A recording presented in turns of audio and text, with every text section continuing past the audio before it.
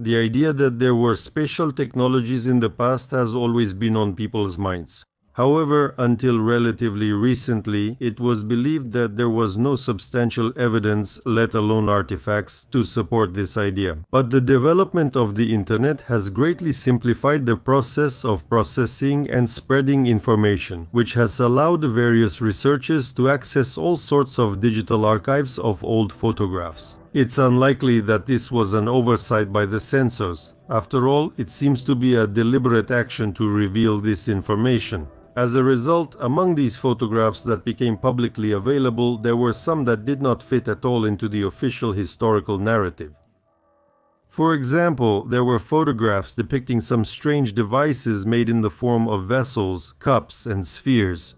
Later, it was possible to find quite a large number of examples of these devices being used in various fields. The most common case of their use is installation on the rooftops of buildings. This led to the idea that the secret of this technology is actually connected to the atmosphere. However, everything turned out to be far from simple and straightforward because the use of these vessels extends far beyond just rooftops and dome structures.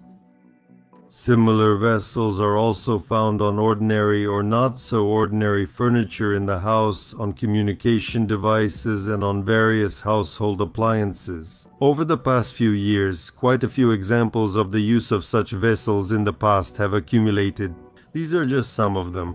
Their main purpose, presumably, was either to generate some kind of energy or to enter into resonance. Another extremely important property of the lost technology, besides generating energy, was its ability to have a positive effect on both organic and inorganic matter. Let's not delve into the details of how exactly this could have happened at this stage. But it can be said that this influence made people and other living organisms healthy and happy, and also neutralized harmful viruses and bacteria, that is, it protected humans from parasites. Both on the material and the subtle material level, such technologies turned out to be extremely undesirable for the forces that seized power on our planet. A prosperous and healthy society, both physically and morally, with access to technologies for obtaining unlimited, free, and clean energy did not fit and still does not fit into the plans of these forces. That's why this technology was hidden and forgotten. It should be noted that an important aspect is also how these vessels and the devices operating with them were positioned in space. In almost all cases, we are dealing with a geometrically correct arrangement both at the local level and at the level of the entire engineering network. On the left in the photograph, we see symmetry on a local scale, and on the right, symmetry on a city scale, the so-called star cities. The secret of the vessels being studied is hidden inside them. According to available information from various sources, inside the vessels there is a certain substance, presumably synthesized using mercury and gold, and it has a reddish tint, hence one of its names, Chervonoy gold, red gold. Of course, we can't see its real color through an opaque vessel, but its use was not always limited to opaque containers. A fairly large number of unusual artifacts have survived, featuring containers for liquid, which are now considered religious attributes. Of course, now they are all empty or contain various foreign objects. The original contents can only be seen in some rare cases.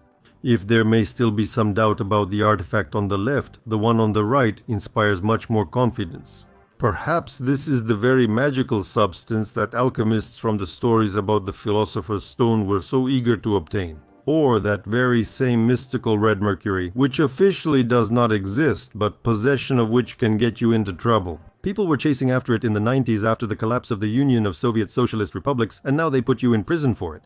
Here's some news. Turkish customs detained a citizen of Georgia who was transporting red mercury. Still, it's possible to find it somewhere if the substance in question can really be created using gold and mercury. And this explains well why gold is the most reliable and solid world currency, while also being expensive and hard to obtain. And also why mercury has been declared an extremely dangerous and toxic element and its household use is strictly limited. In fact, pure mercury is completely safe for humans even if you drink it. The fact that these two elements could be used together to create that substance is also supported by the fact that gold and mercury are neighboring elements in the periodic table, which indicates their similarity at the atomic level. Nevertheless, it is not possible to find any clear instructions or books describing how this technology works. Maybe, but perhaps this evidence of the unusual use of mercury is worth mentioning. It is taken from a journal, specifically from the issue dated January 21, 1888, and of course many will be interested in the translation of the text. Among the tested devices for buoy illumination, we can highlight lamps designed for long-burning phosphorescent mixtures and electric lights powered by current from the shore through a cable, and a more modern fluorescent paint that absorbs light during the day and emits it at night. Compressed gas is also used with great success. Currently, there are buoys designed as floating lighthouses with a fuel supply lasting up to 6 months.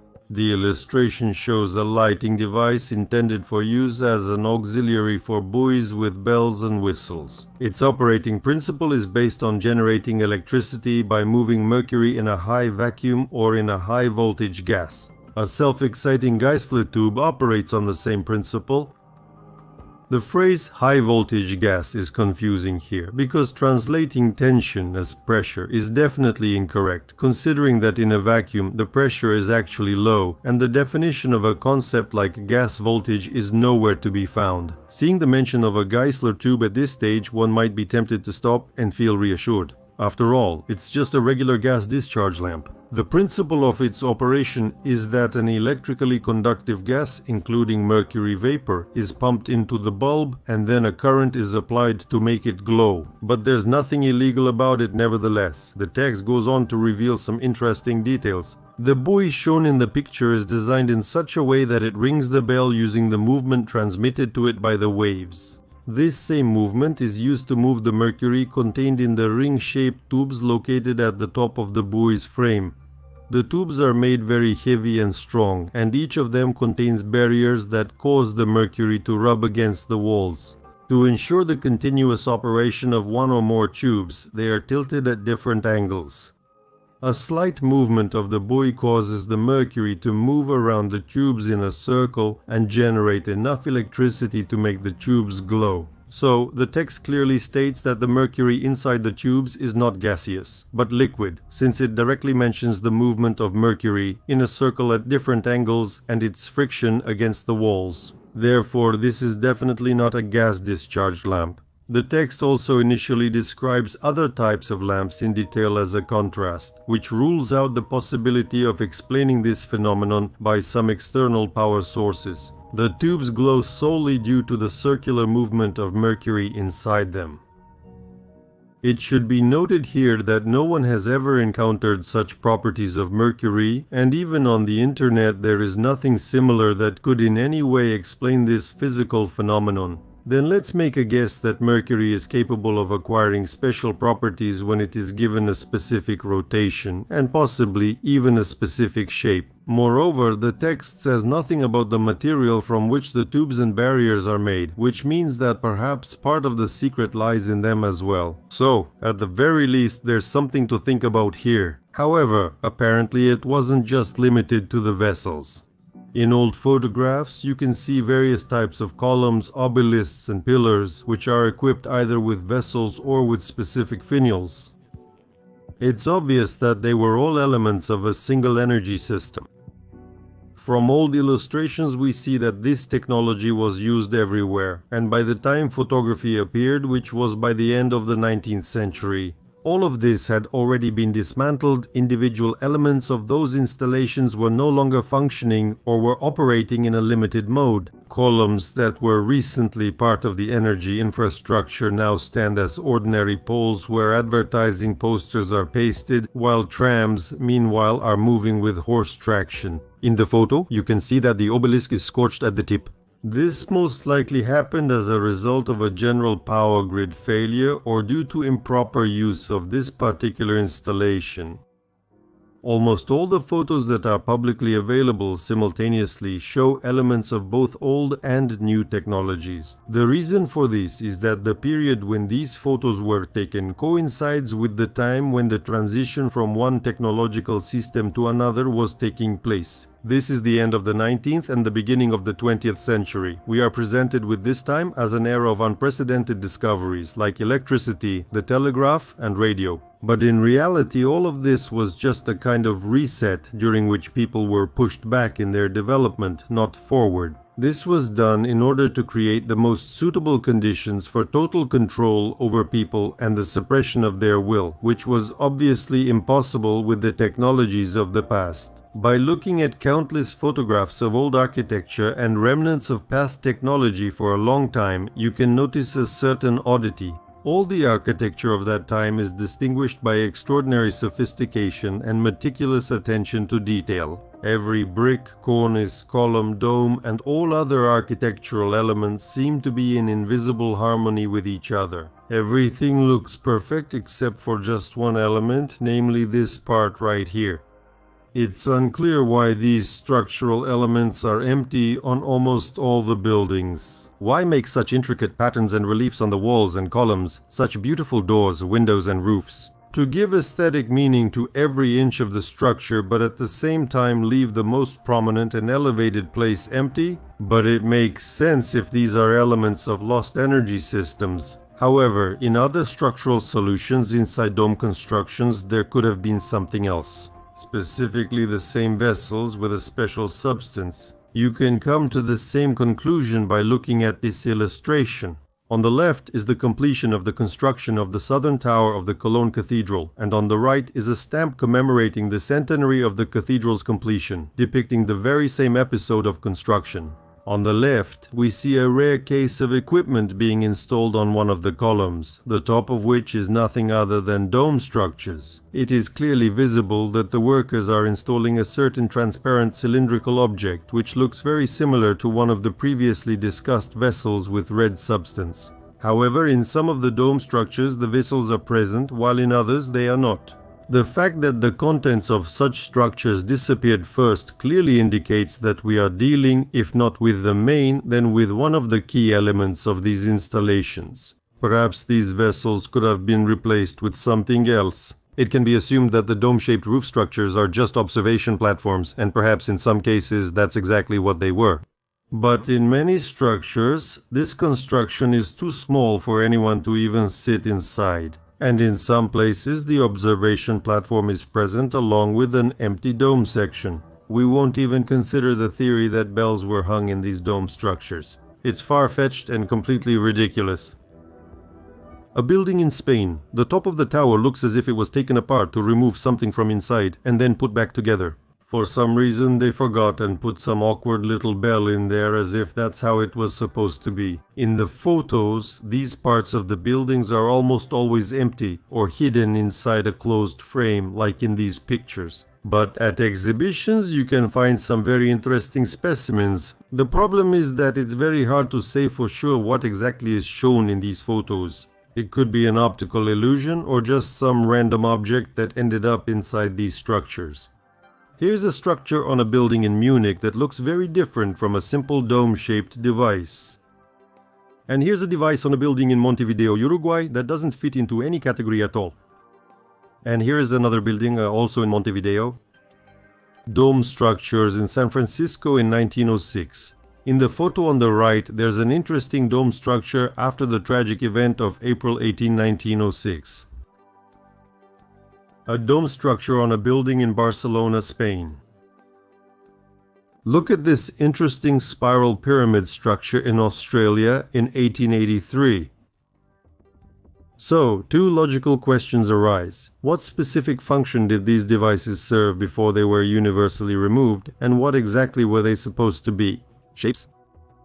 All these examples demonstrate objects of cylindrical or spherical shape. If spheres are potential vessels containing some substance, then what were the cylindrical devices in that case? Be that as it may, spheres and cylinders are not the only things you can find in dome structures. Sometimes you can just see rods. What is this? a lighting device, holders, conductors, or something else. Some dome structures could have been lamps, sources of light, but not all the others were in a closed casing. There are photographs showing dome structures with strange disc-shaped devices that don't look like lighting fixtures at all. On the left is a photograph, on the right is an illustration from Paris, 1895. It can be assumed that by that time, most of the dome structures had already been dismantled. However, here are a few examples of what fully equipped dome installations might have looked like. On the left, it's unknown where the dome structure is installed. On the right, it's England. Obviously, in both cases, we're dealing with a type of fountain or pumping station. Here, it's important to pay attention specifically to the design of the structure itself. These structures were used everywhere. These two illustrations show installations of a similar operating principle but just larger in size. Thus, we have the following picture. Dome structures once contained inside them devices unknown to us of various shapes: cylindrical, spherical, rod-like, and disc-shaped. Based on the examples presented, it is difficult to draw a definite conclusion about the principles of their operation. However, we know for sure that one of the possible uses for them is lighting. In other words, all of these are different devices with the same type of electricity generation. These devices were easily scalable, used in home setups, and powered both individual buildings and entire neighborhoods and large industrial complexes. Similar devices were the domes of temples and various other structures, which are now presented as religious buildings. At industrial exhibitions, various options for their use were offered to the public. The devices were easy to make, mercury amalgam was inexpensive, and all of this could work and generate energy indefinitely. We can see this because all these devices were integrated into architecture and were designed to last for centuries. Just think about the naivety of people from past centuries. They still believed they could plan their future centuries ahead. Nowadays, people live more and more for the moment and don't make long-term plans for their future. Who knows what disaster might await us tomorrow?